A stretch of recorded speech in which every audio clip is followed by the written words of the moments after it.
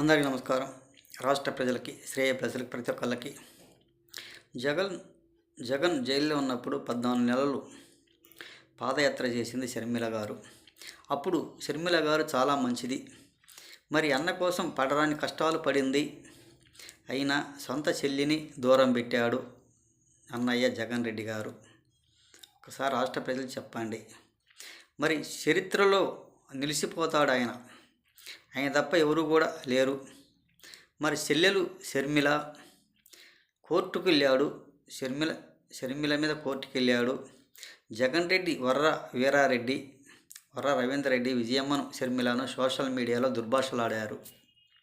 మరి దుర్భాషలాడినప్పుడు వీళ్ళందరూ ఎక్కడికి పోయారు ఒకసారి చెప్పండి. భూమా రెడ్డి గారు, మరి మీరు మాట్లాడలేదు, అప్పుడు ఎక్కడికి పోయారు, ఏం చేస్తున్నారు? ఇప్పుడు వచ్చి సోషల్ మీడియాలో ఇటువంటి పోస్టులు పెట్టి మాట్లాడడానికి ఎంతవరకు సబబు ఒకసారి చెప్పండి భూమారెడ్డి గారు.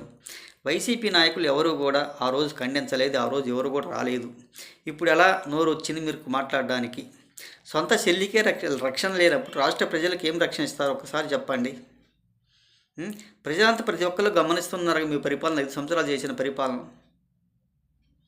మీరు ప్రతిపక్షంలో ఉన్నప్పుడు ఒక మాట, అధికారంలోకి వచ్చినప్పుడు ఒక మాట. ఏ రోజైనా సబాబుగా మాట్లాడిన వ్యక్తులు మాత్రం కాదు. మిమ్మల్ని రక్షించింది, మీ పార్టీని అధికారంలోకి తీసుకొచ్చింది షర్మిలారెడ్డి. ఒక్కసారి తెలుసుకోండి మీరు. మరి రాజశేఖర రెడ్డి గారు కాంగ్రెస్ వ్యక్తే కదా. మరి వైసీపీకి తేడా ఉంది కదా. కాంగ్రెస్కి వైసీపీకి చాలా కూడా తేడా ఉంది. మరి మీరు చేసిన దుర్మార్గ పనులు కూడా చెప్పండి. మా రాష్ట్ర ప్రజలకు ఎంత ఇబ్బందులు పెట్టారు, ఎంత ఆవేదన పెట్టారో ఒకసారి చెప్పండి. అయినా కానీ ప్రభుత్వం మారినా కానీ మీ మనుషులు మాత్రం ఈ పేటెంగాలు మారటం లేదు.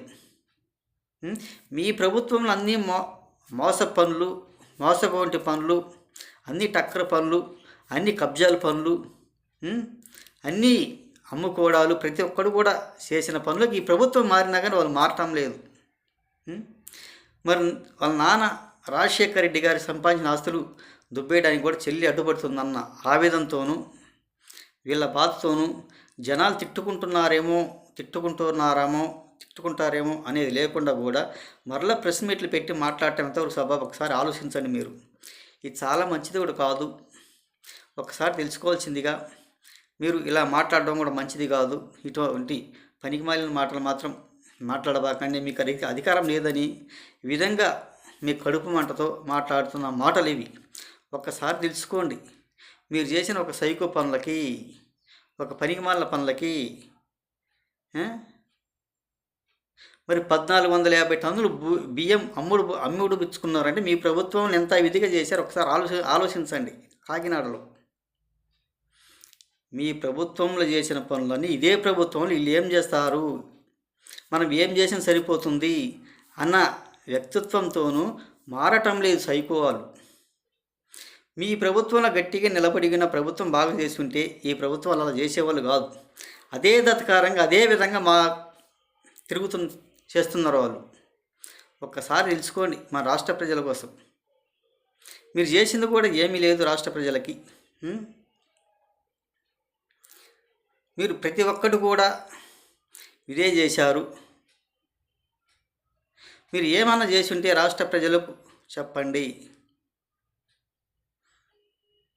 అని తెలియజేస్తూ రాష్ట్ర ప్రజలకి, శ్రేయ ప్రతి ఒక్కళ్ళకి హృదయపూర్వక ధన్యవాదాలు.